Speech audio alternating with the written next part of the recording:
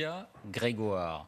La rupture annoncée, parce qu'Emmanuel Macron, c'était quand même l'homme qui disait la France étouffe, la France doit s'émanciper, la France doit retrouver de la liberté, du souffle, de l'oxygène.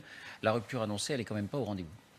Alors évidemment, je ne suis pas d'accord, même si on parle plus de transformation que de rupture, et je vais revenir quelques instants déjà sur ce que vient de dire Sophie Coignard.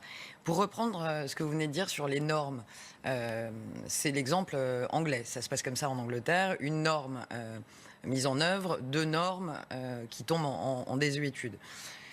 Je pense effectivement qu'on a de tout temps, et c'est pas la responsabilité de ce gouvernement, une certaine propension en France à être assez imaginatif en termes de normes et de fiscalité. Donc je ne vais pas dire le contraire. Néanmoins, je vais revenir 2 secondes sur les chiffres effectivement du cabinet Ernst Young.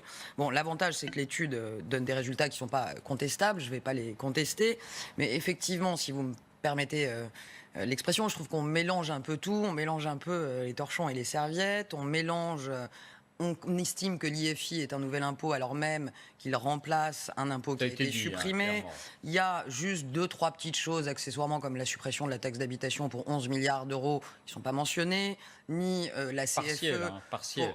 Elle sera en tranche, mais elle sera pour 80% des ménages et 100%, le président l'a dit récemment, à la fin du quinquennat, elle sera effective. Donc je pense que ce qui est assez faux dans cette étude, c'est que on explique qu'il y a des nouvelles taxes et des nouveaux impôts, alors même que ce ne sont pas forcément des nouveaux. Et je pense aussi, comme l'a dit Sophie Coignard, et vous n'aurez de cesse de m'entendre dans cette émission le dire, parce que je l'ai découvert à la Commission des Finances, avec Éric Woerth, le président notamment.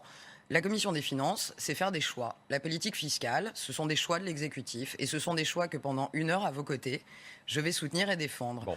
Je suis fumeuse, tout le monde le sait. Ça ne me réjouit pas de payer plus cher mon paquet de cigarettes. Mais quel est l'objectif de ce gouvernement? Ça n'est pas de me faire payer plus, etc.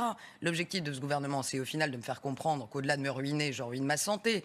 Et au-delà d'augmenter les prix, Agnès Buzyn va présenter un arsenal de mesures qui correspondent effectivement à une priorité gouvernementale. C'est pour ça qu'on augmente le prix du tabac. Sur la fiscalité énergétique, c'est pareil. Les choix qu'on a fait en matière structurelle, et on va y revenir, sur le logement, sur le travail, ce sont des réformes structurelles qu'on va mettre en œuvre. Et en l'occurrence, je trouve qu'on oublie toujours de rappeler que la politique fiscale, c'est d'abord et avant tout opérer des choix dans le sens qu'on veut donner à la France de demain et d'après.